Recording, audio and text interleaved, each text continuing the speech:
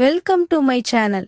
இது போன்ற சுவாரஸ்யமான வீடியோக்களை தெரிந்து கொள்ள மறக்காம நம்ம சேனலை சப்ஸ்கிரைப் பண்ணி வச்சுக்குங்க. நள்ளிரவில் என் மாமனார் என் கதவை தட்டினார். மருமகளே, நான் வராண்டாவில் தரையில் விழுந்து விட்டேன். என் காலில் வலி இருக்கிறது. நீ சற்று மசாஜ் செய்துவிட்டால் ஒருவேளை எனக்கு கொஞ்சம் வலி குறையும் என்று என்னிடம் சொன்னார். பிறகு நான் என் மாமனாரிடம், உங்களுக்கு அடிபட்டிருக்கிறது, நான் இந்த சேவையை செய்ய வேண்டும் என்று நானே சொன்னேன். பிறகு என் மாமனாரிடம் காலில் அடிபட்ட இடத்தில் சிறிது மருந்து போட்டு மசாஜ் செய்ய தொடங்கினேன். அதன் பிறகு நடந்ததை யாராலும் கற்பனை செய்ய முடியாது. ஏனென்றால் அதன் பிறகு எங்கள் வாழ்க்கை முழுவதும் மாறிவிட்டது. என் திருமணமான 10 மாதங்களுக்கு பிறகு என் கணவர் திடீரென ஒரு சாலை விபத்தில் இறந்துவிட்டார். என் அண்ணன் மிகவும் கஷ்டப்பட்டு அங்கும் இங்கும் கடன் வாங்கி எப்படியோ என் திருமணத்தை நடத்தினார். ஆனால் 10 மாதங்களுக்குள் நான் மீண்டும் என் பெற்றோர் வீட்டிற்கு வந்துவிட்டேன். என் பெற்றோர் வீட்டில் என் அப்பா அம்மா இல்லை. அதனால் எனக்கு மிகவும் பயமாக இருந்தது. என் அண்ணன் தான் எனக்கு எல்லாமே. என்னை படிக்க வைத்து எனக்கு திருமணம் செய்து வைத்ததும் என் அண்ணன் தான். நான் மீண்டும் என் பெற்றோர் வீட்டுக்கு வந்தால் என் அண்ணி ஏதாவது சொல்வாள். யாருடைய மடியில் என் முகத்தை மறைப்பேன்? என் தாய் தந்தை இல்லாததால் பயம் இன்னும் அதிகமாக இருக்கிறது. பிறகு திடீரென்று ஒரு நாள் என் மாமனார் எங்கள் வீட்டிற்கு வந்து என்னை தங்கள் வீட்டிற்கு அழைத்துச் செல்ல விரும்புவதாக என் அண்ணனிடம் சொன்னார். என் அண்ணி உடனடியாக ஆம் என்று சொன்னாள். ஆனால் என் அண்ணன், இப்போது உங்கள் மகன் இல்லை, பிறகு ஏன் என் சகோதரியை அழைத்து செல்ல விரும்புகிறீர்கள் என்று கேட்டார். இதற்கு என் அண்ணி, இதில் இவ்வளவு யோசிக்க என்ன இருக்கிறது? அவர் அவளை அழைத்துச் செல்ல விரும்புவதாக சொல்கிறார். அவரை அழைத்துச் செல்ல விடுங்கள். அவள் அவர்களின் வீட்டிற்கு மருமகள். மகன் இருந்துவிட்டால் என்ன? அவள் தன் மாமனார் வீட்டிற்கு போகலாம் என்று அண்ணனுடன் சண்டையிட ஆரம்பித்து விட்டாள். அண்ணியின் இந்த சண்டைக்கு பிறகு என் அண்ணன் வேறு எதுவும் கேட்காமல், என் சகோதரி அங்கே மகிழ்ச்சியாக இருந்தால் ஒரு அண்ணனாக நான் மகிழ்ச்சி அடைவேன், நீங்கள் அவளை அழைத்துச் செல்லுங்கள் என்று சொன்னார். பிறகு என் மாமனார் என்னிடம், சரி மருமகளே, உன் பொருட்களை எடுத்துக்கொள் என்று சொன்னார். நான் என் அண்ணியின் அனைத்து கொடுமைகளையும் சகித்து கொண்டு என் மாமனார் வீட்டிற்கு செல்ல முடிவெடுத்தேன். அங்கே சென்ற பிறகு நான் அறையில் படுத்து கொண்டிருந்த போது என் மாமனார் வந்து, மருமகளே, ஒரு கப் டீ போட்டுக் கொடு என்று சொன்னார். நானும் விரைவாக சமையலறைக்கு சென்று டீ தயாரித்தேன். என் மாமனார் டீ குடித்தபடியே, மருமகளே, உனக்கு தெரியுமா, இந்த வீட்டில் நான் முற்றிலும் தனியாக இருக்கிறேன். என் மகன் எனக்கு ஒரே குழந்தை. உன் அத்தையும் இறந்து விட்டாள். அதனால்தான் நான் உன்னை இங்கே அழைத்து வந்தேன். அதனால் நான் இந்த வீட்டில் தனியாக இல்லை என்று எனக்கு தோன்றும் என்று சொன்னார். நானும், மாமா, நீங்கள் கவலைப்பட வேண்டாம், நான் உங்கள் மகள் போன்றவள், நான் எப்போதும் உங்களுடனே இருப்பேன் என்று சொன்னேன். பிறகு என் மாமனார், நீ என்னுடன் இருப்பாய் என்று எனக்கு தெரியும். ஏனென்றால் உன் அண்ணி உன் தாய் வீட்டில் உன்னை நிம்மதியாக இருக்கவிட மாட்டாள் என்று சொன்னார். இந்த விதமான சில நாட்கள் கடந்து சென்றன. 4 மாதங்களுக்கு பிறகு ஒரு இரவு என் அறையில் தூங்கிக் கொண்டிருந்தேன். அப்போது நள்ளிரவில் யாரோ என் கதவை தட்டினார்கள். இது என் மாமனாராகத்தான் இருக்கும் என்று நான் புரிந்து கொண்டேன். ஏனென்றால் இந்த வீட்டில் நானும் என் மாமாவும் தவிர வேறு யாரும் இல்லை. மேலும் நள்ளிரவில் யார் கதவை தட்டுவார்கள்? ஒருவேளை மாமனார் எதையாவது கேட்க வந்திருப்பார் என்று நானும் நினைத்தேன். அதனால் கதவை திறந்தேன். கதவை திறந்தவுடன் என் மாமனார் என்னை பிடித்துக்கொண்டு, மருமகளே, நான் வராண்டாவில் தரையில் விழுந்துவிட்டேன். என் காலில் சுளுக்கு ஏற்பட்டது போல இருக்கிறது. என்னால் சரியாக நடக்கக்கூட முடியவில்லை. எனக்கு மிகவும் வலி இருக்கிறது. நீ கொஞ்சம் மருந்து போட்டு மசாஜ் செய்து கொடுத்தால் எனக்கு கொஞ்சம் வலி குறையும் என்று சொன்னார். பிறகு நான் அவரை சோபாவில் உட்கார வைத்தேன். ஆனால் நான் அவருடைய அறையிலிருந்து மருந்து கொண்டு வர மறந்துவிட்டேன். நான் அவர் அறைக்குச் சென்று மருந்து எடுத்து வந்து அவருடைய கால்களுக்கு மசாஜ் செய்து கொண்டே நானும் யோசிக்க ஆரம்பித்தேன். என் கணவர் இளம் வயதிலேயே என்னை திருமணம் செய்து கொண்டார். அப்படியிருந்தும் அவர் இவ்வளவு சீக்கிரம் என்னை விட்டு இந்த உலகத்தை விட்டு சென்று விட்டார். இதையெல்லாம் நினைத்து கொண்டே நான் என் மாமனார் காலில் மருந்து போட்டு மசாஜ் செய்து கொண்டிருந்தேன். அவர் என்னை வினோதமாக பார்த்து கொண்டிருப்பதை நானும் பார்த்தேன். அதனால் எனக்கு ஏதோ வித்தியாசமாக தோன்றியது. இப்படியே இரவும் கடந்தது. மறுநாள் காலையிலிருந்து நான் என் மாமனாரின் வார்த்தைகளை பற்றி அதிகமாக யோசித்தேன். என் சொந்த நிலைமையை பற்றியும் நிறைய யோசித்தேன். பிறகு மாமனாரின் யோசனை எனக்கு சாத்தியமற்றதாக தோன்றியது. ஆனால் என் சூழ்நிலைகள் என்னை சில முடிவுகளை எடுக்க வைத்தது. பிறகு என் அண்ணனிடம் சென்று பேசலாம் என்றும் எனக்கு தோன்றியது. ஆனால் இந்த விஷயங்கள் அனைத்தையும் என் சொந்த அண்ணனிடம் சொல்ல எனக்கு தைரியம் வரவில்லை. ஏனென்றால் அண்ணனிடம் பேசிய பிறகு அவர் நிச்சயம் கோபப்படுவார் என்று எனக்கும் தெரியும். அதனால் இந்த விஷயத்தை பற்றி நான் அவரிடம் சொல்ல முடியவில்லை. இப்படி ஒரு நாள் காலையில் என் மாமனாருக்கு மீண்டும் என்னுடன் பேச ஒரு நல்ல வாய்ப்பும் கிடைத்தது. அவர் என் அறைக்கு வந்து, மருமகளே, நான் உன்னிடம் தவறாக எதுவும் சொல்லவில்லை. நீ என் வாழ்க்கையில் மகிழ்ச்சியை கொண்டு வர வேண்டுமென்று நானும் விரும்புகிறேன். என்னால் தனியாக இருக்க முடியாது. உன்னுடன் தான் என் வாழ்க்கை நிறைவடைகிறது என்று சொன்னார். என் மாமனாரிடமிருந்து இந்த விஷயங்கள் அனைத்தையும் மீண்டும் கேட்டபோது நான் உள்ளுக்குள் நடுங்கினேன். என்னால் எதுவும் பேச முடியவில்லை. சிறிது நேரம் கழித்து மாமனார் தானே வெளியே சென்று விட்டார்.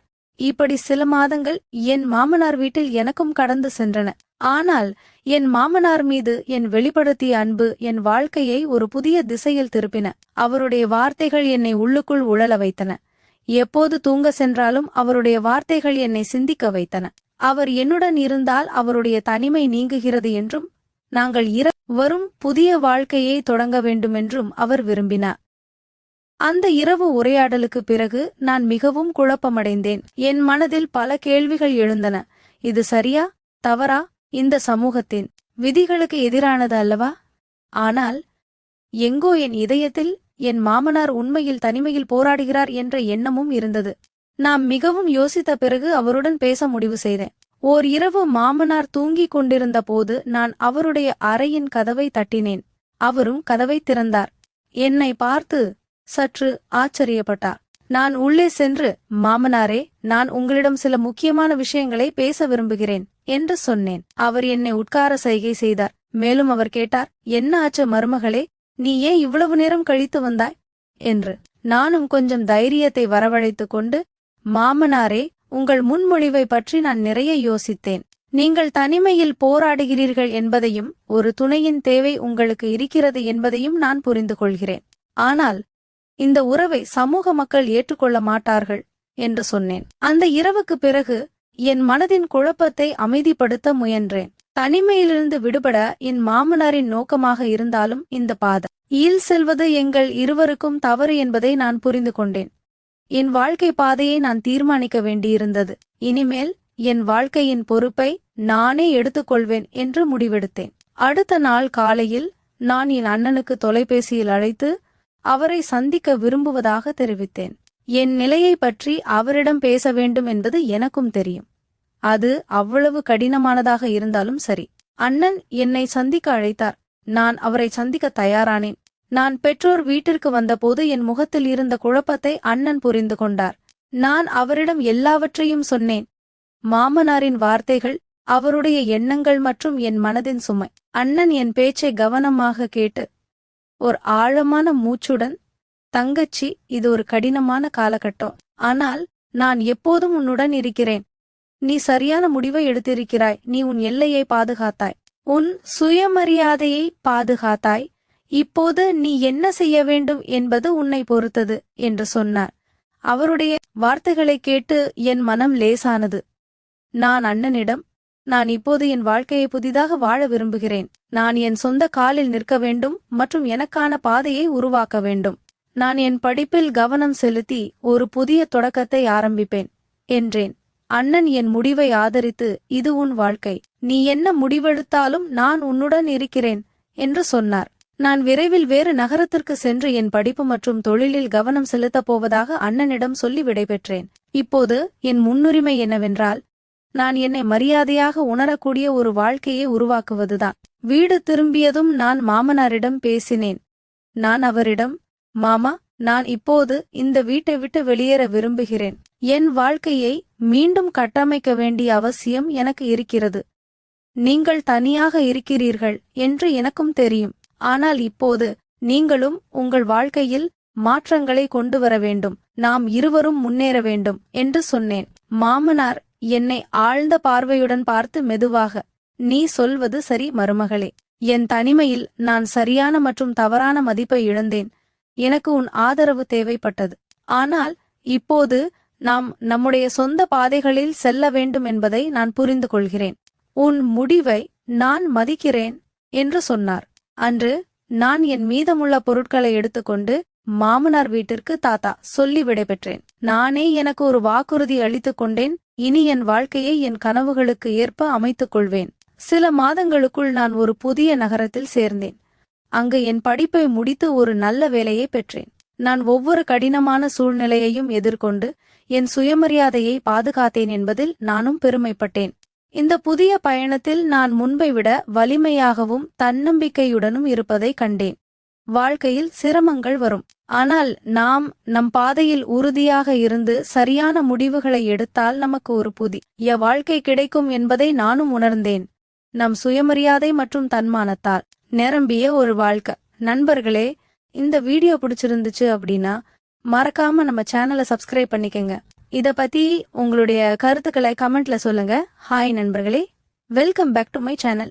இந்த மாதிரி இன்னும் நிறைய சுவாரஸ்யமான எமோஷனல் ஸ்டோரிகளை கேட்க மறக்காம சப்ஸ்கிரைப் பண்ணிக்கோங்க. பக்கத்துல இருக்கிற பெல் ஐகானையும் கிளிக் பண்ணி ஆல் செட் பண்ணிக்கோங்க. முந்தைய பாகத்தில் நம்ம பார்த்தோம்ல, நான் என் மாமனார் வீட்டை விட்டு வெளியேறி புதிய நகரத்தில் செட்டில் ஆகி நல்ல வேலை சுயமரியாதையோடு வாழ ஆரம்பிச்சேன். ஆனா வாழ்க்கை அப்படியே நிம்மதியா போகுமா? இல்லங்க, இன்னும் நிறைய ட்விஸ்டுகள், எமோஷன்ஸ் இருக்கு. இப்போ நெக்ஸ்ட் பார்ட். புதிய நகரத்தில் நான் சென்று சேர்ந்த சில மாதங்களில் என் வாழ்க்கை முற்றிலும் மாறிப்போனது. நான் ஒரு நல்ல ஐடி கம்பெனியில் ஜாயின் பண்ணினேன். அங்கு எனக்கு நிறைய நண்பர்கள் கிடைத்தார்கள். குறிப்பா ஒரு பையன், அவன் பேர் அர்ஜுன். அர்ஜுன் என் டீமில் ஒர்க் பண்றவன். மிகவும் ஜாலியா கிளியரா பேசுறவன். ஆரம்பத்தில் அவன் என்கிட்ட நார்மலா ஃப்ரெண்டா பழகினான். ஆனா கொஞ்ச நாள் கழிச்சு அவன் என்னை அதிகமா கவனிக்க ஆரம்பிச்சான். ஒரு நாள் ஆபீஸ் கேன்டீனில் நாங்க இருவரும் தனியா உட்காந்து சாப்பிட்டுக்கிட்டு இருந்தோம். அப்போ அர்ஜுன், ஸ்வேதா, உனக்கு ஏதோ ஒரு சோகம் இருக்கு போல இருக்கு, எப்போ பார்த்தாலும் சிரிச்ச முகம், ஆனா கண்ணுல ஏதோ ஒரு துக்கம் தெரியுது, என்னாச்சு, ஷேர் பண்ணிக்கலாமா என்று கேட்டான். நான் கொஞ்ச நேரம் யோசிச்சேன். இவ்வளவு நாளா என் மனசுல இருந்த சுமைய யார்கிட்டயும் சொல்லாம இருந்தேன். ஆனா அர்ஜுனோட பேச்சு எனக்கு நம்பிக்கை கொடுத்தது. அதனால நான் என் கதையை, கணவன் இறந்தது, மாமனார் வீட்டில் நடந்தது, அண்ணன் சப்போர்ட் எல்லாத்தையும் சொன்னேன். அர்ஜுன் கவனமா கேட்டுட்டு இருந்தான். கடைசியா, ஸ்வேதா, நீ ரொம்ப ஸ்ட்ராங், இவ்வளவு கஷ்டத்தையும் தாண்டி இங்கு வந்து சாதிச்சிருக்க, நான் உன்னை ரொம்ப அட்மயர் பண்றேன் என்று சொன்னான். அப்போ அவன் கண்ணுல ஒரு ஸ்பெஷல் ஃபீலிங் தெரிஞ்சது. அதுக்கப்புறம் நாங்க ரொம்ப க்ளோஸ் ஆனோம். ஆபீஸுக்கு போறது வர்றது, வீக்கெண்ட் ஹேங் அவுட் எல்லாம் ஒன்றா. ஒரு நாள் அர்ஜுன் என்னை ஒரு பார்க்குக்கு கூட்டிட்டு போனான். அங்கு செட்டு பார்த்துட்டு இருக்கும்போது அவன், ஸ்வேதா, நான் உன்னை லவ் பண்றேன், என் வாழ்க்கையில் உன்னை தவிர வேற யாரும் வேண்டாம், என்னை மேரேஜ் பண்ணிக்கிறியா என்று ப்ரப்போஸ் பண்ணான். நான் ஷாக் ஆனேன். மகிழ்ச்சியும் இருந்தது, ஆனா பயமும் இருந்தது. மறுபடியும் ஒரு உறவு, மறுபடியும் கஷ்டம் வருமோ? ஆனா அர்ஜுனோட அன்பு உண்மையானது போல தெரிஞ்சது. நான் ஆமாம் என்று சொன்னேன். எங்க என்ஜ்மெண்ட் நல்லபடியா நடந்தது. என் அண்ணன், அண்ணி வந்தாங்க. அண்ணி இப்போ என்கிட்ட நல்லா பழக ஆரம்பிச்சாங்க. ஏன்னா நான் இப்போ சுயமா நின்னுட்டேன். அர்ஜுனோட ஃபேமிலியும் ரொம்ப நல்லவர்கள். ஆனா ஒரு ப்ராப்ளம், என் மாமனார். நான் என்ஜ்மெண்ட் பத்தி அவருக்கு சொல்லல. ஒரு நாள் அவர் எனக்கு ஃபோன் பண்ணினார். மருமகளே, நீ எப்படி இருக்க? நான் இங்க தனியா இருக்கேன், நீ வந்து பார்க்க மாட்டியா என்று கேட்டார். அவர் குரலில் ஒரு தனிமை தெரிஞ்சது. நான் கொஞ்சம் உருக்கமானேன். ஆனா என் பாஸ்ட நினைச்சு, மாமா, நான் இப்போ புது வாழ்க்கை ஆரம்பிச்சிருக்கேன், நீங்களும் நல்லா இருங்க என்று சொல்லி போனை வச்சுட்டேன். மேரேஜ் டே கிட்டிக்கிட்டு வந்தது, எல்லாம் ரெடி. ஆனா மேரேஜுக்கு ஒரு வாரம் முன்னாடி என் அண்ணனுக்கு ஒரு போன் வந்தது. அது என் மாமனாரிடமிருந்து. அவர் ஹாஸ்பிட்டலில் அட்மிட் ஆகியிருக்காராம், ஹார்ட் அட்டாக். நான் ஷாக் ஆனேன். உடனே அர்ஜுனோடு சேர்ந்து அவர் இருக்கிற ஊருக்கு போனேன். ஹாஸ்பிட்டலில் அவர் என்னை பார்த்ததும் கண்ணீர் விட்டார். மருமகளே, நான் தப்பு பண்ணிட்டேன். என் தனிமையில் நான் தவறான வழியில் யோசிச்சேன். நீ போன பிறகு எனக்கு எல்லாம் புரிஞ்சது, மன்னிச்சுக்கோ என்று சொன்னார். நான் அழுதேன். மாமா, எல்லாம் பாஸ்ட், நீங்க குணமாகணும், என் மேரேஜுக்கு நீங்க வரணும் என்று சொன்னேன். அவர் குணமானார், என் மேரேஜுக்கு வந்தார். அர்ஜுனோட ஃபேமிலியும் அவரை நல்லா ரிசீவ் பண்ணாங்க. மேரேஜ் சூப்பரா நடந்தது. இப்போ நானும் அர்ஜுனும் ஹாப்பியா வாழ்ந்துகிட்டு இருக்கோம். ஒரு கியூட் பேபியும் வந்துருச்சு. என் மாமனார் இப்போ எங்க வீட்டோடு இருக்கார். அவர் தனிமை போய் குடும்பத்தோடு மகிழ்ச்சியா இருக்கார். நண்பர்களே, இந்த கதையிலிருந்து நாம கத்துக்கிறது என்ன? வாழ்க்கையில் கஷ்டங்கள் வந்தாலும் சுயமரியாதையோடு நின்னா, சரியான முடிவு எடுத்தா எல்லாம் நல்லபடியா முடியும். தனிமை இருந்தாலும் தவறான வழியில் போகாம சரியான உறவுகளை புரிந்துக்கோங்க. இந்த ஸ்டோரி பிடிச்சிருந்தா லைக் பண்ணுங்க, ஷேர் பண்ணுங்க, கமெண்ட்ல உங்க ஒப்பீனியன் சொல்லுங்க. இன்னும் நிறைய லாங் ஸ்டோரிகள் வரும். சப்ஸ்கிரைப் மறக்காம பண்ணிக்கோங்க. தேங்க்யூ ஃபார் வாட்சிங். அடுத்த வீடியோவில் மீட் பண்ணலாம். பை. முந்தைய பாகத்தில் நாம பார்த்தோம்ல, என் வாழ்க்கை எப்படி முழுமையா மாறி போச்சு.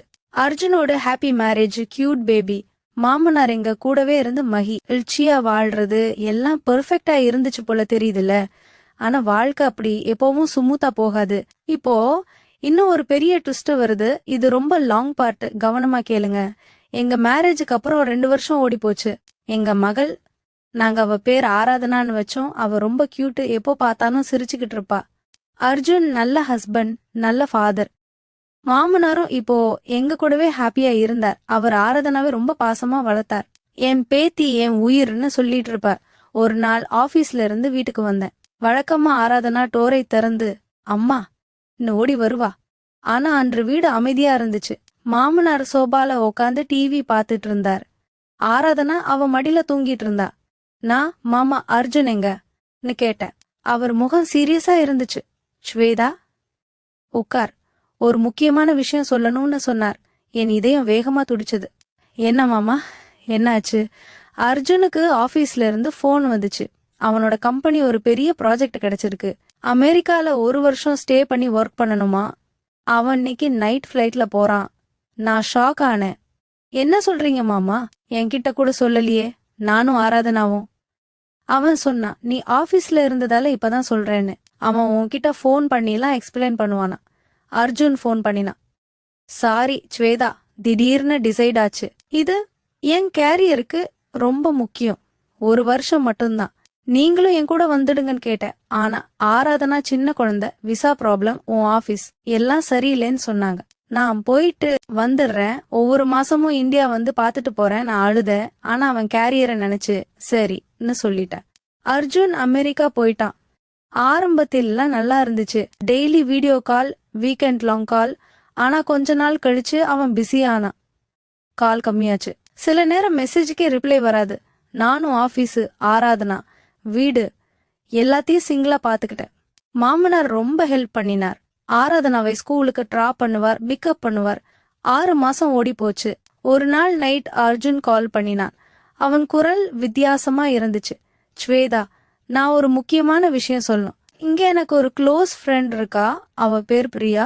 அவ என் டீம்ல ஒர்க் பண்றா. நாங்க ரொம்ப க்ளோஸ் ஆனோம். அவ என்ன ரொம்ப கேர் பண்றா. எனக்கு இங்க தனிமை தாங்கல. நான் அவளை லவ் பண்றேன் போல இருக்கு. என் உலகமே இருட்டாயிடுச்சு. என்ன சொல்ற அர்ஜுன்? நாம மேரேஜ் பண்ணி குழந்தை இருக்கு. நீ என்ன பண்ற? சாரி ஸ்வேதா, நான் உன்னையும் ஆராதனாவையும் விட்டுட மாட்டேன். ஆனா இங்க எனக்கு ஒரு நியூ லைஃப் ஆரம்பிச்சிருக்கு. நான் டிவோர்ஸ் கேட்கல. நீயும் இங்க வந்துடு. நாம 3 பேரும் பிரியாவும் ஒன்றா இருக்கலாம்னு அவன் சொன்னான். நான் போனை கட் பண்ணிட்டு அழுதேன். மாமனார் வந்து என்ன ஆச்சுன்னு கேட்டார். எல்லாத்தையும் சொன்னேன். அவர் கோபத்தில், இது தப்பு, நீ ஏத்துக்காத, நான் அர்ஜுன் கிட்ட பேசுறேன்னு சொன்னார். மாமனார் அர்ஜுன் கிட்ட பேசினார். ஆனா அர்ஜுன் மனசு மாறல. அவன் அங்கேயே இருக்க டிசைட் பண்ணிட்டான். நான் என் அண்ணன் கிட்ட போன் பண்ணி எல்லாத்தையும் சொன்னேன். அண்ணன் உடனே வந்தார். தங்கச்சி, நீ ஸ்ட்ராங். இதுவும் ஒரு டெஸ்ட் தான். நம்ம டிவோர்ஸ் கேஸ் போடலாம். ஆராதனா உன்கிட்டே இருப்பா. நான் டிவோர்ஸ் ஃபைல் பண்ணினேன். கேஸ் நீண்ட நாள் ஓடுச்சு. அர்ஜுன் இந்தியா வந்து சைன் பண்ணிட்டு போனான். ஆராதனாவோட கஸ்டடி எனக்கு கிடைச்சது. அர்ஜுன் மந்த்லி அலிமனி கொடுப்பான்னு கோர்ட் ஆர்டர் பண்ணுச்சு. டிவோர்ஸுக்கு அப்புறம் நான் ரொம்ப டல்லா ஆனேன். ஆனா ஆராதனாவை பார்த்து தைரியம் வந்துச்சு. மாமனார் எனக்கு ரொம்ப சப்போர்ட்டா இருந்தார். மருமகளே, நீ என் மகள் தான். நாம 2 பேரும் ஆராதனாவை நல்லா வளர்ப்போம்னு சொன்னார். நான் ஆபீஸ்ல ப்ரமோஷன் வாங்கினேன். என் கேரியர் ரொம்ப உயர்ந்துச்சு. ஆராதனா ஸ்கூலில் டாப் பண்ண ஆரம்பிச்சா. மாமனார் ஆராதனாவுக்கு பாட்டி போல, தாத்தா போல எல்லாம் ஆனார். ஒரு நாள் ஆராதனா ஸ்கூலில் ஒரு ப்ராஜெக்ட் பண்ணணுமா, மை ஃபேமிலி ட்ரீ. அவ என்கிட்ட வந்து, அம்மா அப்பா பத்தி என்ன எழுதுறதுன்னு கேட்டா. நான் அழுதுகிட்டே, உன் அப்பா ரொம்ப தூரத்துல இருக்காரு. ஆனா அவர் உன்னை ரொம்ப லவ் பண்றார். நம்ம மாமனாரை தாத்தாயும் அண்ணனையும் மாமாயும் போட்டுக்கலாம்னு சொன்னேன். அப்போ மாமனார் வந்து, ஆராதனா, நான் தான் உன் அப்பா மாதிரி, தாத்தா மாதிரி இல்ல. நாம 3 பேரும் ஒரு ஹாப்பி ஃபேமிலி தான்னு சொன்னார். அந்த நாள்ல இருந்து நாங்க 3 பேரும் ரொம்ப க்ளோஸ் ஆனோம். நான் இன்னும் ஒரு தடவை லவ் அல்லது மேரேஜ் பத்தி யோசிக்கல. எனக்கு ஆராதனாவும் மாமனாரும் போதும்னு தோணுச்சு. சில வருஷங்கள் கழிச்சு ஆராதனா பெரிய பொண்ணா ஆனா. அவ இன்ஜினியரிங் படிச்சு நல்ல ஜாப் பண்ண ஆரம்பிச்சா. அவ ஒரு நல்ல பையனை லவ் பண்ணி என்கிட்ட சொன்னா. நான் ஹாப்பியா அவளோட மேரேஜ நடத்தி வச்சேன். மாமனார் இப்போ ரொம்ப முதியவரானார். ஆனா ஆராதனாவோட மேரேஜ பார்த்துட்டு, மருமகளே, நான் ரொம்ப பாக்கியம் பண்ணிருக்கேன். என் தப்ப நீ மன்னிச்சு என்ன குடும்பமா ஏத்துக்கிட்டன்னு சொன்னார்.